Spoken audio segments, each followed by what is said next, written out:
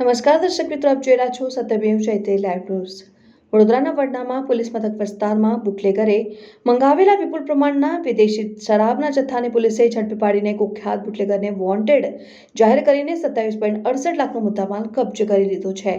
પ્રાપ્ત માહિતી અનુસાર વડોદરાના વડનામાં પોલીસ મથકના સ્ટાફને બાતમી મળી હતી કે રતનપુરના કુખ્યાત બુટલેગર રાકેશ ઉર્ફે લાલુ રજનીકાંત જયસ્વાલ દ્વારા વિદેશી શરાબનો જથ્થો એક કન્ટેનરમાં મંગાવવામાં આવ્યો હતો અને જે બાતમીના આધારે પોલીસે વોચ ગોઠવી હતી।